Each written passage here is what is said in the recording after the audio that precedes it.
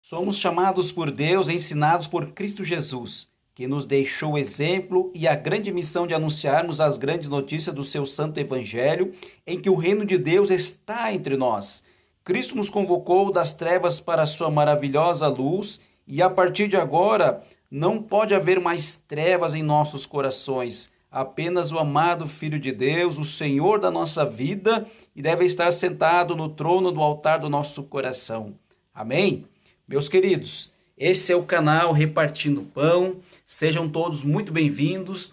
Eu te peço nessa oportunidade, se ainda você não se inscreveu nesse canal, se inscreva, seja uma bênção, compartilhe a mensagem de Deus, deixe o seu like agora aqui, ajude a obra do nosso Deus, né? Deus abençoe, roda a vinheta.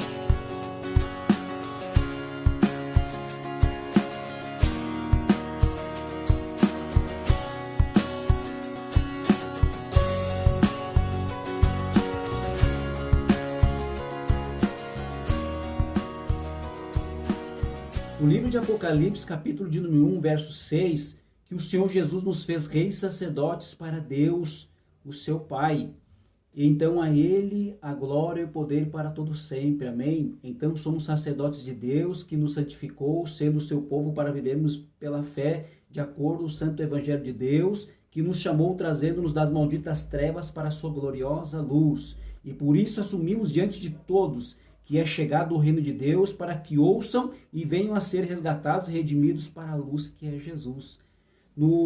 Na carta aos Efésios, comigo, capítulo de número 2, versículo de número 1, a salvação é pela graça, e vos vivificou, estando vós mortos em ofensas e pecados, e em que no outro tempo andastes segundo o curso deste mundo, segundo o príncipe das potestades do ar, do espírito que agora opera nos filhos da desobediência, entre os quais todos nós também antes andávamos nos desejos da nossa carne, fazendo a vontade da carne e dos pensamentos, e éramos por natureza filhos da ira, como outros também.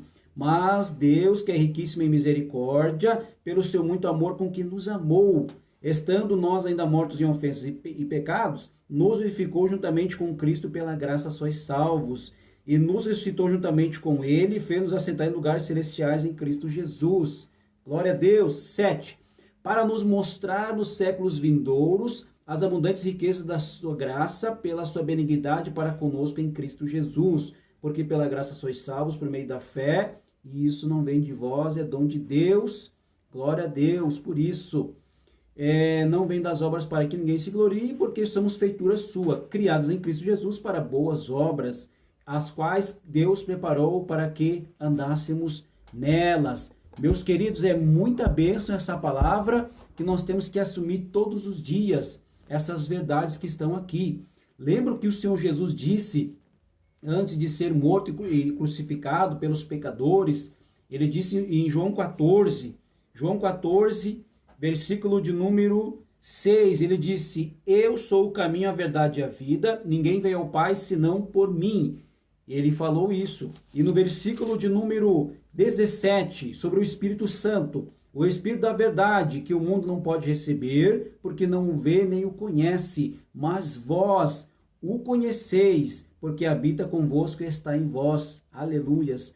E o 26 diz assim, mas aquele Consolador, o Espírito Santo, que o Pai enviará em meu nome, vos ensinará todas as coisas e vos fará lembrar de tudo quanto vos tenho dito. Mas agora andamos sob esta palavra, que o Senhor Jesus disse que o Espírito Santo Consolador está conosco e estaria para sempre. Aleluias! Agora não mais o Espírito do mundo nos domina, nem dominará. Em 1 Coríntios também, capítulo de número 2, em 1 Coríntios, versículo de número 12, mas nós não recebemos o Espírito do mundo, mas o Espírito que provém de Deus, para que pudéssemos conhecer o que nos é dado gratuitamente por Deus. Maravilha! As quais também falamos não com palavra de sabedoria humana, mas com o que o Espírito Santo de Deus ensina, comparando coisas espirituais com espirituais. Ora, o homem natural não compreende as coisas do Espírito de Deus, porque ele parece loucura, e não pode entendê-la, porque ela se discerne espiritualmente. Glória a Deus! Então, meus amados, nós temos que observar que linda é a palavra de Deus para nossas vidas.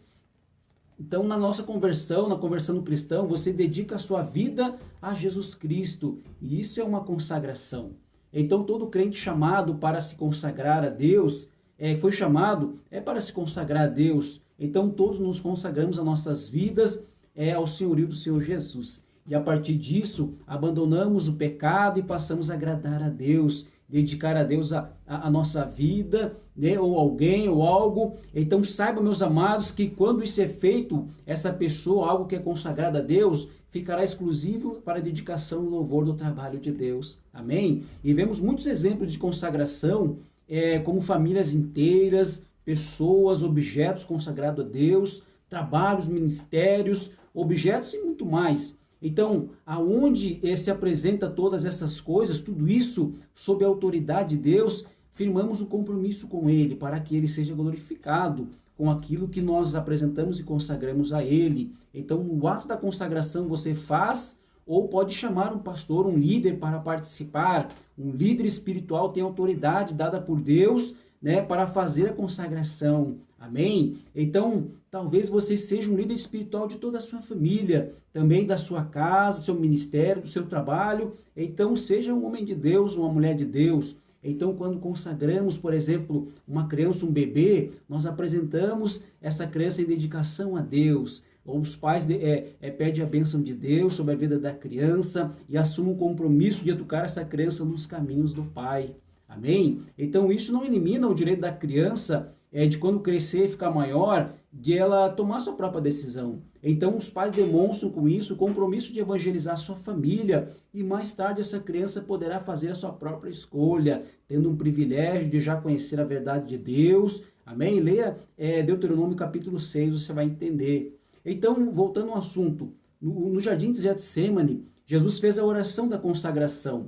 Então, em total submissão ao Pai, dedicação a Ele, quando ele disse, se queres, contudo, não se faça a minha vontade, né? Mas sim a sua, meu Deus, ele diz, né? Então, ele queria fazer a vontade do Pai, e isso é oração de consagração, quando se procura fazer a vontade de Deus, crucificar a nossa vontade, mas quando nós não sabemos claramente qual é a vontade de Deus para um determinado assunto, né? Então, nós fizemos a oração da consagração pedindo a direção de Deus. Lembra da oração da petição? Então não use essa oração, usar a frase, se for da tua vontade, na oração da petição, nós já sabemos a vontade de Deus. Como a segunda palavra, é a promessa, né? Então, na oração da consagração, emprega-se o termo, se for da tua vontade. Por quê? Porque você ou nós estamos buscando um conhecimento da vontade de Deus que ainda não está revelado claro para nós. Então, esse tipo de oração é feita com a mais profunda atitude de submissão e obediência a Deus. Portanto, a oração dessa consagração deve ser feita quando surgir ocasiões em nossas vidas, quando nós não estamos tendo direção, não estamos discernindo a vontade de Deus, não está muito claro para nossas vidas, não está muito claro revelado pela palavra. Então, não existe uma referência bíblica, uma palavra que diga, vá para a esquerda, vá para a direita. Não diz nada lá assim, você deve trabalhar em tal função, estudar em tal faculdade, você deve comprar tal casa, casar com tal pessoa. Então, nesses casos e outros, né, da mesma natureza, devemos fazer ao Senhor a oração da consagração. E nessa oração, nós pedimos a Deus, né, segundo a vontade dele, pedimos todas essas coisas. Então, busque a face de Deus e esperar a presença dele, em conhecer aquilo que ele tem de melhor para nós, nos ajudar a fazer uma boa escolha. Amém? Aquilo que nós apresentarmos a Deus em consagração a Ele. Amém, meus amados? Nós vamos ficando por aqui com esse vídeo. No próximo estudo, nós vamos iniciar, tem mais o vídeo sobre jejum, para terminar esse ciclo, e vamos fazer um outro estudo na continuação de Mateus 6. Amém? Fiquem todos com a paz do nosso Deus. Deus te abençoe ricamente, em nome do Senhor Jesus.